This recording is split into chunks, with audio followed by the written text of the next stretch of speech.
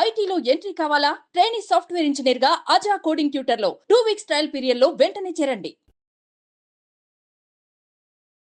నమస్తే, welcome to Suman TV. ప్రస్తుతం మనతో పాటు ఉన్నారు పబ్లిక్ స్పీకర్ రజనీ రమ్మ గారు.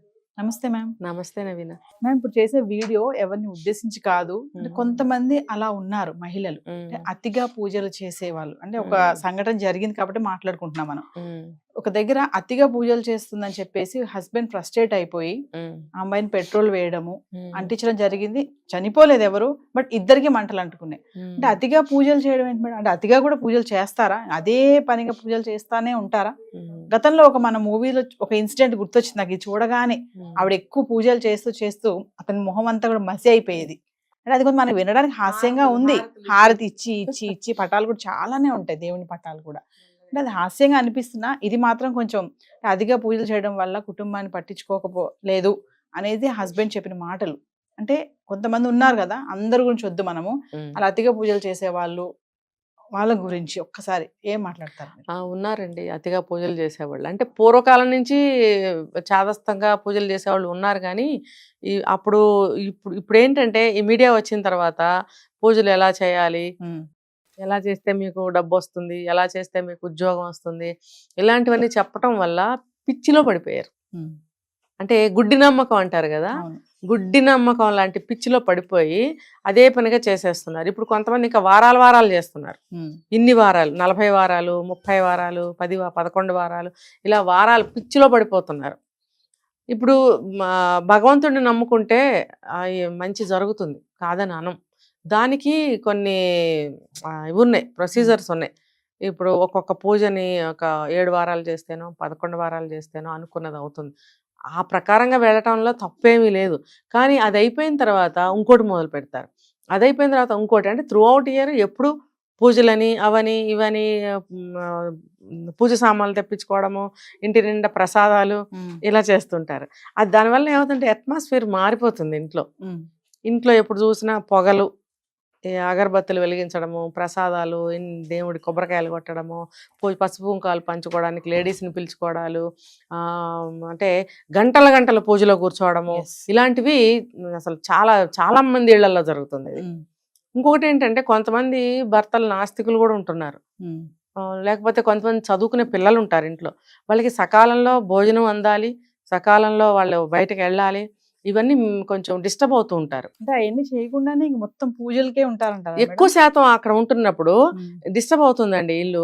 ఇప్పుడు పిల్లలు బయటకు వెళ్ళాలి, భర్త బయటకు వెళ్ళాలి అర్జెంటుగా, ఉండండి పూజ అయ్యే వరకు ఎలా వెళ్తారు, ఆగండి అని ఆపేస్తే అక్కడ మిస్ అవ్వచ్చు, బస్ మిస్ అవ్వచ్చు, ఇంకోటి ఏదన్నా మిస్ అవ్వచ్చు.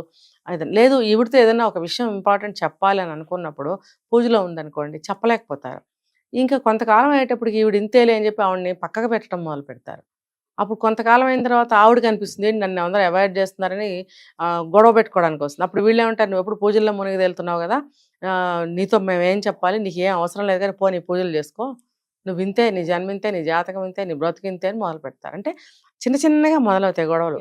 మొదలైనప్పుడు అక్కడ ఆవిడ గమనించాలి, పూజ ప్రతి మనిషి చేసుకోవాలి, వాళ్ళకి సంబంధించిన దేవుళ్ళకి చేసుకోవాల్సిందే. అది ఎలా, ఒక 5 నిమిషాలు చక్కగా నువ్వు దేవుడికి దీపం పెట్టుకో, దేవుని మనస్ఫూర్తిగా ధ్యానించుకో, మనశ్శాంతి పొద్దున్నే ప్రశాంతంగా బాగుంటుంది. తర్వాత నీ దైనందిన కార్యక్రమాలు నువ్వు చేసుకోవాలి. 5 నిమిషాలు 10 నిమిషాలు చాలు.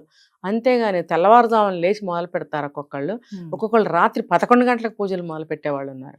ఏంటి ఆ పూజలు ఎందుకు, ఏం పూజలు చేస్తున్నారు మీరు అంటే, మీరు రాత్రిపూట ఆ టైంలో పూజలు చేసే పూజలు దేనికోసం చేస్తున్నారు అంటే, ఇదంతా కూడా ఎవరో చెప్తేనే కదా, ఈ టైంలో చేస్తే ఇది మంచిదట, ఇది చెయ్యండి. చేస్తే కూడా అతి ఉండకూడదు, ఏదైనా అతి ఉండదు. అతి ఎప్పుడైనా సరే మంచిది కాదు కదా. మీరు ఒకరోజు చేసుకోండి, లేకపోతే అప్పుడప్పుడు చేసుకోండి, ఎవరికి ఇబ్బందికరంగా ఉండదు. నువ్వు ప్రతిరోజు ఇవాళ ఇదంటావు, రేపు అదంటావు, ఎల్లుండి ఇదంటావు. కొంతమంది చూడండి, ఇవాళ ఈ షష్ఠి, రేపు ఆ పంచమి, రేపు అది చెప్తూ ఉంటారు చాదస్తం. అవన్నీ ఏంటంటే ప్రాణప్రతిష్ఠ చేసి గుళ్ళల్లో దేవుళ్ళకి చేసే పూజలు అవి ఎవ్రీడే ఆ తిథి ప్రకారం ఆ స్వామికి ఇంకా చేస్తూ ఉంటారు పూజలు, పురోహితులు చేస్తారు. పురోహితుల పనే అది కాబట్టి, ఇన్ని గంటల వాళ్ళు గుళ్ళో ఉంటారు కాబట్టి వాళ్ళకి కుదురుతుంది. సంసారంలో ఉన్న స్త్రీలకు ఎలా కుదురుతుందండి? నువ్వు ఏదైనా ఒక రోజు చేసుకో, శుక్రవారం మంచిగా అమ్మవారికి చేసుకోవాలా చేసుకో, లేదు ఒక సోమవారం శివుడికి చేసుకోవాలా చేసుకో. అలా స్పెసిఫిక్గా ఏదైనా ఉందంటే ఆ రోజు నువ్వు చేసుకో, ఎవరు ఏమనరు ఇంట్లో, అంత ఇబ్బంది కూడా కలగదు. నువ్వు ఇవాళ ఇది రేపు ఇది ఎల్లుండి అని రోజు నువ్వు అలాగే ఉంటే వారం అంతా ఈవినింగ్ అంటావు, మళ్ళీ రాత్రి పూజ అంటావు, ఒక్కొక్కరు చేదస్తం మధ్యాహ్నం పూజలు చేస్తారండి. అంటే ఏదైనా స్పెసిఫిక్గా ఏదో ఒక నవరాత్రులు అనుకోండి, ఫుల్ డే పూజలు చేసుకోవచ్చు. దానికి ఒక విశిష్టత ఉంది కాబట్టి, ఇంపార్టెన్స్ ఉంది కాబట్టి ఆ రోజుల్లో అందరూ చేసుకుంటారు. ఓకే, సంవత్సరం పొడుగుతా నువ్వు 3 పూట్ల పూజలు చేస్తాను అని అంటే అది అది చాలా కష్టమైన విషయం. పూర్వకాలంలో ఇళ్లలో కొంతమంది అలా చేసుకునేవారు. అది ఎవరో పెద్దవాళ్ళు ఇంట్లో ఉంటే వాళ్ళు చేసుకునేవారు. ఉమ్మడి కుటుంబాలు ఉండేవి. మిగతా వాళ్ళకి అన్ని విషయాలు వాళ్ళు చూస్తూ ఉండేవారు. భోజనం తయారు చేయడం కానీ, వాళ్ళ వాళ్ళ అవసరాలు తీర్చడం, అలా అందరూ ఉండేవారు కాబట్టి ఓకే, ఒకళ్ళు ఎవరో పూజ చేస్తూ ఉండేవారు. ఎందుకు, ఇంటికి మంచిది దేవుడు పూజ చేస్తే అని. ఇప్పుడు అలా ఉందా అండి? చిన్న ఫ్యామిలీస్, భార్యాభర్త పిల్లలు ఉంటారు. నువ్వు పూజల్లో మునిగి తేలితే ఎంత కోపాలు వస్తాయి ఇంట్లో. భర్తలు కూడా దూరం అవడానికి ఇదొక కారణం, గొడవలు రావడానికి ఇదొక కారణం. నాస్తిక భర్తలు ఉంటారు, వాళ్ళు సహించలేరు. కొంతమంది దేవుడు పటాలు ఎత్తేసిన వాళ్ళు ఉన్నారు, కొంతమంది ఆ పటాలు తీసుకెళ్ళి రోడ్డు పారేసిన వాళ్ళు ఉన్నారు, నీళ్లు పోసేసిన వాళ్ళు ఉన్నారు, కొట్టేవాళ్ళు ఉన్నారు, పెద్ద పెద్ద గొడవలు చేసేవాళ్ళు అన్నీ జరుగుతున్నాయి. ఇప్పుడు చంపడానికి కూడా వచ్చారు. మరి ఇప్పుడు మీరు చెప్పిన దాని ప్రకారం ఆయన ఇంతకాలం, వాడి వయసు మనకు తెలీదు, ఇంతకాలం చూసి చూసి చూసి ఆయన ఏం చేశాడు, ఆ పెట్రోల్ తీసుకొచ్చి పోసాడు. మరి ఇద్దరు కూడా ప్రమాదకరమైన స్థితిలో ఇరుక్కున్నారు కదా. అంటే ఆయన కూడా ముందు చెప్పే ఉంటాడు, ఆయన అయిష్టత ఆమెకి తెలిసే ఉంటుంది. తెలిసి కూడా నువ్వు అలా ఎందుకు చేస్తున్నావు? ఆయనకి ఇష్టం. ఇప్పుడు చూడండి, భార్యాభర్తలు ఇద్దరు కూడా ఒకళ్ళకి ఇష్టం లేని పని ఒకళ్ళు చేయకూడదు. ఒకవేళ తప్పనిసరి పరిస్థితులు అయితే లిమిట్గా ఉండాలి. ఫ్యామిలీ మెంబర్స్ని లెక్క చేయకుండా నువ్వు ఏదో పెద్ద ఘనకార్యం సాధించినట్టు అలా చేయటం అనేది ఫ్యామిలీకి చాలా నష్టం జరుగుతుంది అనేది ఇది ఒక ఉదాహరణ. ఇంకా కొంతమంది ఉంటారు, తెల్లవారుజాము లెగవటమే టీవీలో అని చేస్తారు, భక్తి టీవీలు. అంటే ఇప్పుడు భక్తి టీవీ పెట్టుకుని చూస్తుంటే చాలా భక్తురాలు అని అనుకుంటారని పిచ్చి భ్రమలో ఉంటారు చాలామంది. అది ఏమవుతుంది, తెల్లవారుజామున లేచి చదువుకునే పిల్లలు డిస్టర్బ్ అవుతారు, నిద్రలో ఉండేవాళ్ళు డిస్టర్బ్ అవుతారు, మా చుట్టుపక్కల వాళ్ళు డిస్టర్బ్ అవుతారు, లేకపోతే వేరే మతస్థులు ఉండొచ్చు పక్కింట్లో, లేకపోతే పక్కింట్లో ఎవరైనా నాస్తికులు ఉండొచ్చు. నువ్వు అదే పనిగా అవి పెట్టేస్తే ఎందుకు? సమాజం అన్న తర్వాత కలుపుకుంటూ వెళ్ళాలి. నేను ఇలాగే ఉంటాను అని అంటే కుదరదు.